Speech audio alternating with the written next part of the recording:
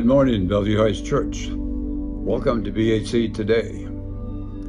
Hidden Heroes. I'm sure that most of you are familiar with Max Lucado, a well-known Christian author. In one of his books, which is When God Whispers Your Name, he talks about hidden heroes. He says that true heroes are hard to identify, as they don't look like heroes.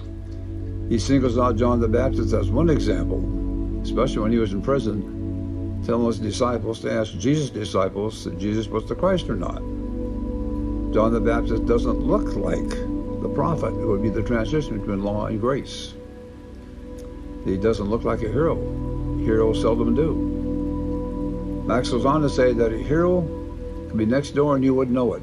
He mentions a variety of workers who do menial tasks. He says that for every hero in the spotlight, there are dozens in the shadows. They don't get press, they don't draw crowds, they don't even write books. But behind every avalanche is a snowflake. Behind a rock slide is a pebble. And a revival can begin with one sermon. History proves it. John Eglin had never preached a sermon in his life. Never. It wasn't he didn't want to, he just didn't need to.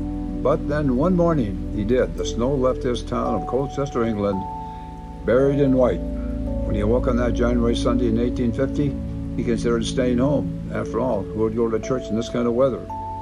But he reconsidered. After all, he was a deacon. And if deacons didn't go, who would? So he put on his boots, hat, and coat and walked the 6 miles to the Methodist church. He wasn't the only member who considered staying home. In fact, he was one of the few who came. Only 13 people were present, 12 members and 1 visitor. Even the minister was snowed in. Someone suggested they go home, but Eglin would have none of that. They'd come this far, they would have a service. Besides, they had a visitor, a 13-year-old boy. But who would preach? Eglin was the only deacon, so the lot fell to him, and so he did. His sermon only lasted 10 minutes. It drifted and wandered and made no point in an effort to make several. But at the end, an uncharacteristic courage settled upon the man. He lifted his eyes and looked straight at the young man and challenged, "Young man, look to Jesus. Look, look, look." Did the challenge make a difference? Let the boy, now a man, answer. He says, "I did look, and then and there, the cloud on my heart lifted. The darkness rolled away, and at that moment I saw the sun." The boy's name? Charles Haddon Spurgeon, England's Prince of Preachers.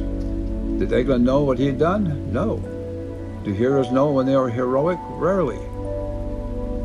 Are historic moments acknowledged when they happen? You know the answer to that one. If not, a visit to the manger will remind you.